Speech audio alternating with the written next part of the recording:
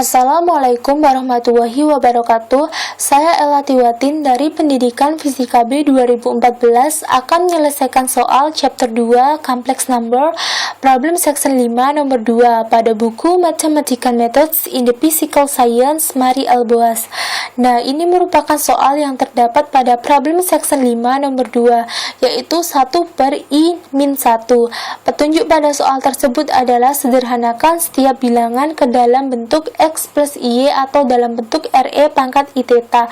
Gunakan kalkulator jika dibutuhkan untuk menentukan R theta dari XY atau untuk menentukan XY dari R theta. Dan juga kita harus menggambarkan grafik dari soal tersebut. Soal tersebut masuk ke dalam subbab 5, yaitu kompleks algebra atau aljabar kompleks. Nah, sebelum kita mengerjakan soal tersebut, mari review sejenak mengenai materi pada subbab 5, yaitu aljabar kompleks. Dalam aljabar kompleks, bilangan kompleks dapat disederhanakan dalam bentuk X plus Y. Pada aljabar kompleks terdapat penjumlahan atau pengurangan, perkalian, dan pembagian.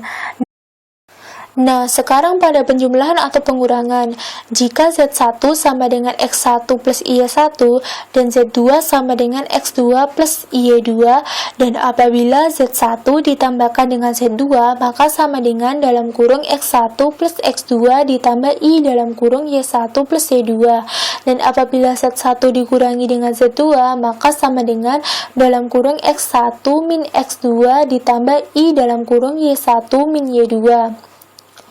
Dan pada perkalian, apabila Z1 dikali dengan Z2, maka sama dengan dalam kurung X1 plus Y1 dikali X2 plus Y2, sehingga sama dengan X1 dikali X2 ditambah IX1 dikali Y2 ditambah IX2 dikali Y1 dikurangi Y1 dikali Y2.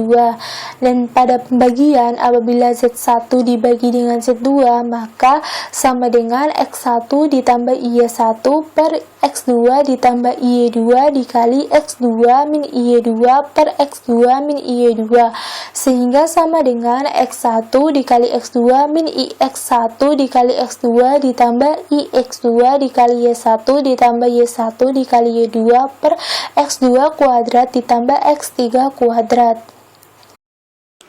Nah, mari kita mulai mengerjakan soal nomor 2 pada problem section 5. Soal ini menggunakan bentuk pembagian, sehingga di sini sama dengan 1 per I-1 dikali I plus 1 per I plus 1. Ya, pada bentuk pembagian itu dikalikan dengan penyebutnya, namun diganti tandanya. Di sini kan penyebutnya I-1, kemudian dikali dengan penyebutnya yang sudah diganti tandanya menjadi positif, sehingga dikalikan I plus 1 per I plus 1. Nah, ini dikalikan silang, sehingga di sini sama dengan I plus 1 per I kuadrat plus 1. Nah, bilangan imajiner dari I kuadrat sama dengan negatif 1, sehingga di sini sama dengan I plus 1 per min 1 dikurangi 1. Dan di sini sama dengan I plus 1 per min 2, atau sama dengan negatif setengah I dikurangi setengah. Nah, dari hasil yang telah didapat tadi, dapat ditentukan X dan Y-nya. X-nya sama dengan negatif setengah, dan Y-nya sama dengan negatif setengah. Dan untuk mencari nilai R menggunakan rumus akar X kuadrat plus Y kuadrat. Kemudian mari kita masukkan nilai X dan nilai Y-nya, sehingga sama dengan akar negatif setengah kuadrat plus negatif setengah kuadrat, sehingga sama dengan akar 1/4 ditambah 1/4, sehingga sama dengan akar 2/8. Nah, kemudian disederhanakan menjadi akar 1/4. Akar 1/4 sama dengan 0,5. Kemudian, untuk menentukan nilai theta sama dengan arkes tangen Y per X, dan dimasukkan nilai Y dan X-nya, sehingga theta sama dengan arkes tangen min setengah per min setengah, sehingga tetanya sama dengan arkes tangen 1. Arkes tangen dari 1 adalah 45 derajat, di mana 45 derajat terletak pada kuadran 1. Selanjutnya, mencari nilai Z. Z merupakan simbol dari bilangan kompleks. Dan rumus dari Z sama dengan R dalam kurung cos theta plus I sin theta.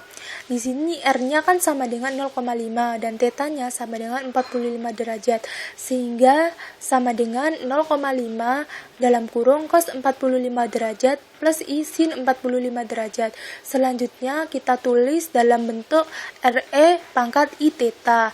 R-nya kan 0,5, kemudian dikali dengan E, pi-nya 180 dibagi 4.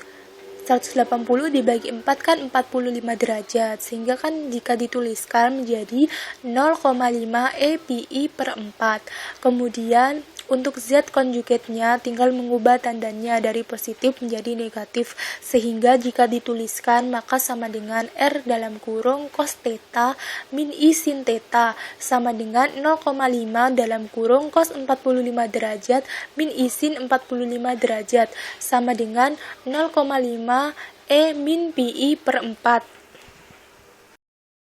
Nah, jika digambarkan dalam grafik, maka menjadi seperti berikut. Sudut 45 derajat kan terletak pada kuadran 1, sehingga sudutnya berada di sini.